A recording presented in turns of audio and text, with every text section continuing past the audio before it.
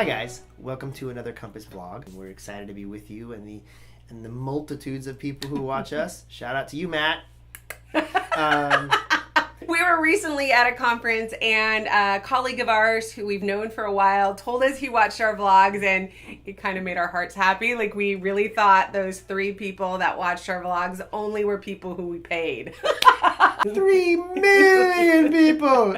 Welcome to the vlog. We're having fun right now, but it's about to get serious. We're about to get real up in here, people. Today we're going to talk about one of the lessons that we've learned. Early on in my organization, I often would want to do something for the employees.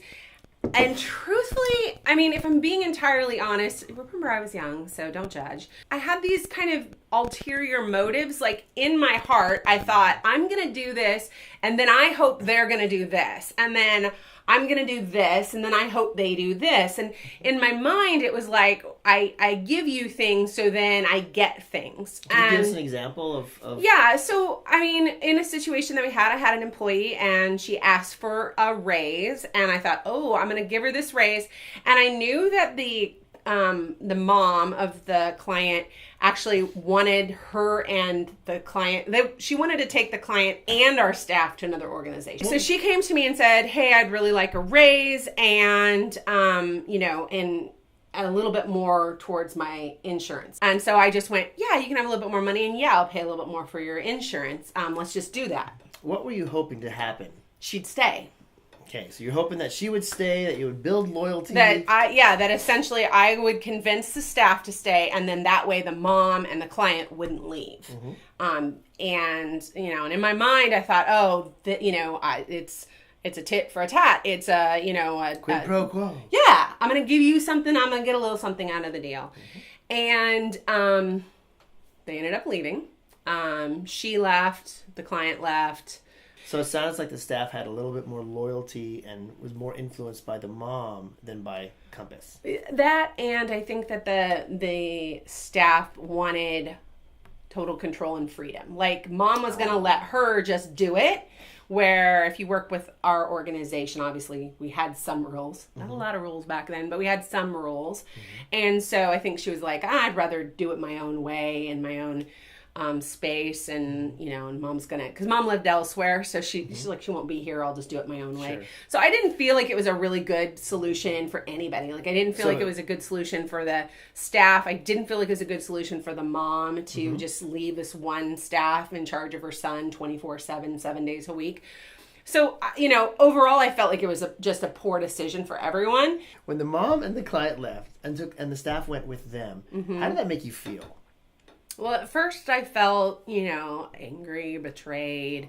It was a big deal to me, because I felt like, hey, I just did something nice for you. How come it didn't pay off for me?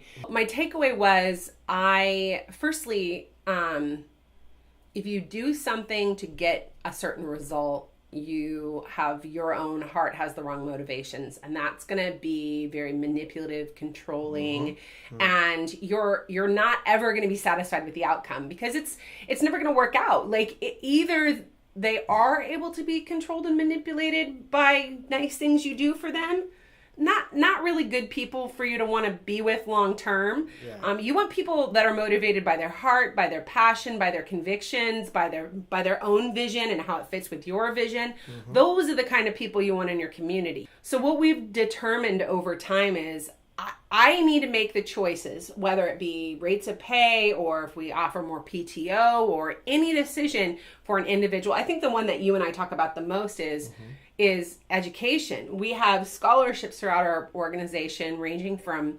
$100 a year, a term, a semester, to $5,000 a year. But we don't do contracts with those. It's not like you have to stay here 4 years later.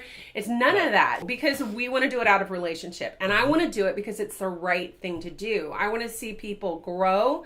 I want to see people take on new challenges. I want to see people get their degrees, which is, really, it's a personal accomplishment when you get your degree. I want that to be what's between us, not I gave you money, so now you've got to stay. Exactly. We're not looking to hire indentured servants who are here contractually or they have no freedom.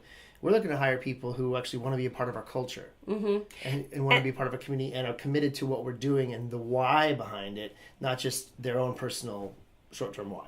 And what's been really cool about that is we've given out, especially the big scholarships that we were talking about, the $5,000 per calendar year. Most of those individuals are still with us. A few of them aren't. A few actually finished their degree and left shortly thereafter. Which came as a surprise. So we had someone in our organization and she left like 2 months after she got her degree. And that was a bummer. It was a bummer because we had helped her out for a couple years. So she'd actually gotten over $10,000 in scholarship money from us. And she left. And I had someone come to me and they're like, are you mad? Are you like upset? And I was like, no, I'm not. I set this out and I set this program up because I believe in people and I want them to get their education, and I'm doing it because it's the right thing to do. And so when she chose to leave, that's her choice. I'm okay with it because I didn't do it so she would stay. I did it because it was the right thing to do. We were sorry to see her go.